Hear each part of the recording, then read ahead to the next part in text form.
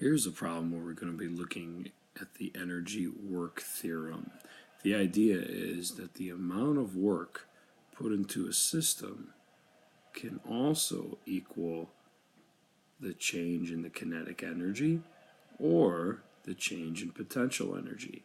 In this problem, we're going to see that the change in kinetic energy and potential energy equal each other out.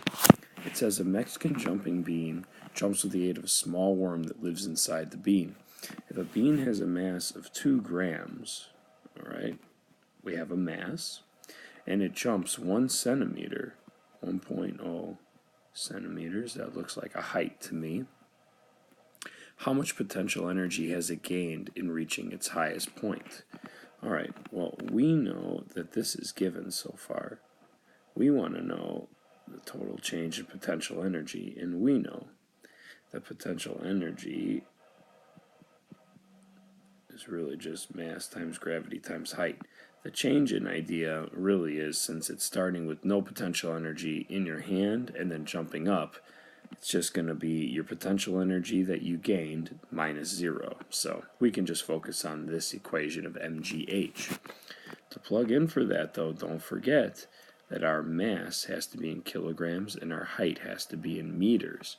So to actually solve for our potential energy, our mass of 2 grams really is 0.002 kilograms.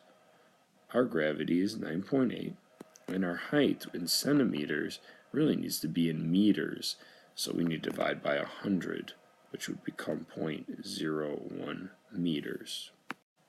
Our potential energy ends up being a very small amount, which is not surprising because a bean is so tiny, but it ends up being 0.000196 joules. So that is the answering the first question, which is, what is the potential energy gained by reaching its highest point? Well, you have it right here. But the second question is, what is the speed of the bean as it lands back in the palm of your hand? Well, when we think about an object going up and then coming down, at the very height, we could assume that it's all potential energy.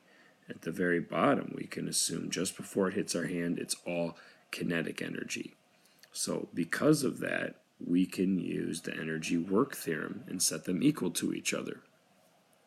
So in this case, the change in potential energy should also equal the change in kinetic energy.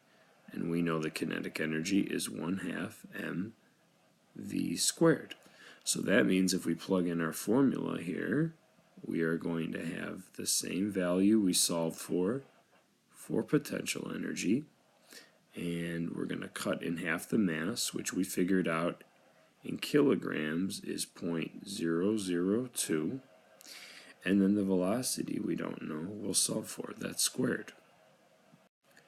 If we want to bring our work up over here so we continue working on it and keep it on the screen, you end up with 0.000196 equals, and down here is 1/2 times 0.002, so that ends up being 0.001 v squared.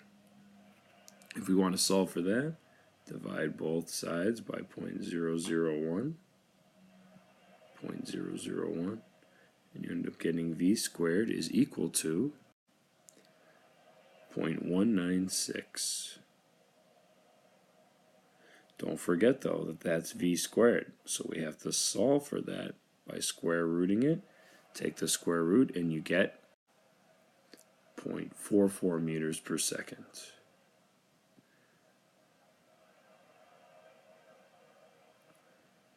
So that ends up being your answer. So if we recap, because of the energy work theorem, the total potential energy at the very top of the jump or the throw, however you want to look at it, ends up equaling the total kinetic energy at the very bottom of the fall.